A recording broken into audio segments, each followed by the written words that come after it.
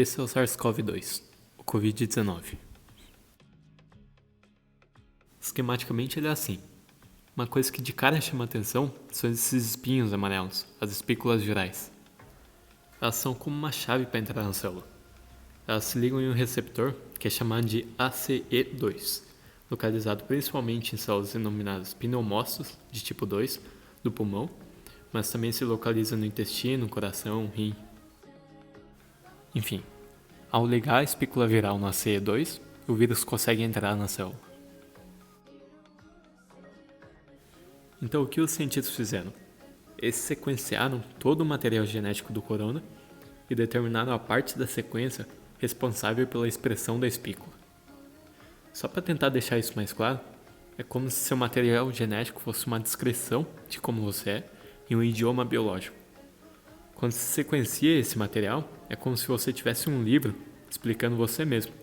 E em determinada parte, teria algo falando sobre o seu cabelo, outra falando sobre o seu olho, outra, por exemplo, explicando como produzir o ACE2, que é o receptor que eu falei. Enfim, então o que eles colocam na vacina é o mRNA, que é lido como RNA mensageiro, justamente porque ele manda uma mensagem. No caso, a mensagem é sobre como produzir a espícula viral. Então vamos lá. A vacina é injetada. Não é adequado injetar o mRNA simplesmente, puramente. Primeiro, porque ele é instável, então precisaria de algumas alterações para tornar ele mais estável. Segundo, porque fora da célula existem substâncias chamadas de RNAs, que degradam o mRNA e não permitem que ele entre eficientemente na célula. Uma das soluções para transportar o mRNA para o interior da célula foi envolver ele em uma camada de nanopartícula lipídica. Dessa forma, ele consegue entrar de maneira eficiente na célula. Dentro da célula, existe um sistema de produção que lê a mensagem do mRNA e produz o que está escrito ali. Então, no caso, a espícula viral ia ser produzida pelas nossas próprias células. Daí, ela vai ter dois caminhos. Primeiro, ela pode ser metabolizada por proteases, que são substâncias que quebram proteínas. E parte dela vai ser exibida por uma estrutura chamada MHC1, complexo principal de histocompatibilidade. Aqui eu vou fazer um parênteses. É comum a gente achar que nossas células de defesa se desenvolvem, se adaptam, se modificam para combater algum invasor. Mas na verdade, nós já temos uma variedade gigantesca de estruturas que permitem o reconhecimento de praticamente todo tipo de corpo estranho que aparecer. Isso significa que eu e você já temos células preparadas contra o Covid-19, mas elas são em quantidade significante para proteger a gente de imediato. Continuando, quando o MHC1 expõe determinada parte da espícula, haverá uma célula de defesa chamada linfócito T citotóxico, ou CD8+, cujo receptor TCR, receptor de célula T, será específico para a espícula. Outro caminho é que as espículas produzidas podem ser expulsas da célula. Então, ela de novo vai ter dois caminhos principais. Em um deles, ela é reconhecida por um linfócito B, que reconhece ela diretamente, sem precisar de MHC. No outro, ela é fagocitada, ou seja, é engolida por alguma célula de um grupo chamado APC, células apresentadoras de antígeno, que incluem principalmente macrófagos e células dendríticas. Essas células engolem a espícula, apresentam parte dela na sua superfície através do MHC2, migram até os centros de defesa do corpo, os linfonodos, e lá vão apresentar essa substância para a célula mais importante do sistema imunológico, o linfócito T auxiliar, o CD4. Mas qual a função dessas células? O CD8 é citotóxico, ou seja, ele é tóxico para algumas células.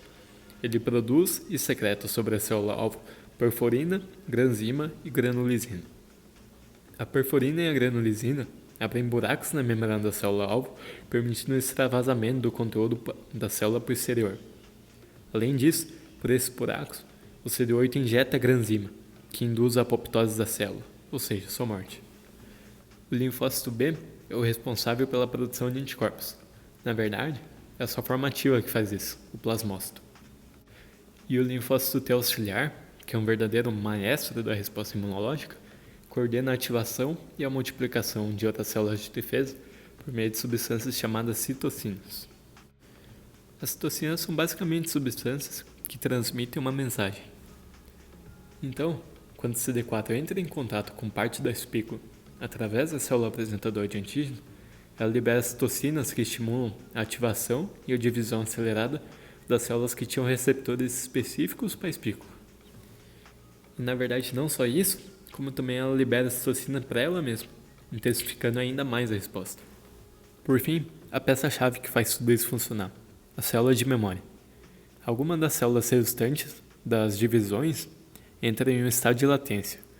Assim, quando houver uma segunda exposição dessas células à espícula, elas vão rapidamente se dividir e se ativar para combater o vírus. Então, para revisar, os pesquisadores sequenciaram o material genético do corona, identificaram a parte responsável pela expressão da espícula e colocaram essa informação em formato de mRNA. Na célula, o RNA mensageiro vai ser lido e a espícula será produzida. Ela será metabolizada e apresentada pelo MHC1 ao CD8, assim como será expulsa da célula de forma que será reconhecida pelo linfócito B e também será fagocitada por células apresentadoras de antígeno que migrarão até o linfonodo para ativar os linfócitos T auxiliares. Eles irão liberar citocinas que estimularão a expansão clonal de outras células específicas para a espícula. Dessas, parte será ativa e combaterá o vírus e parte se tornará célula de memória.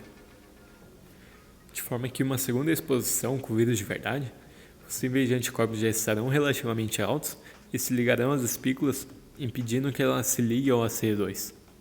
E mesmo se alguns vírus conseguirem entrar na célula, as células de memória já terão ativado uma resposta que levará o CD8 a destruir essas células infectadas juntamente ao vírus.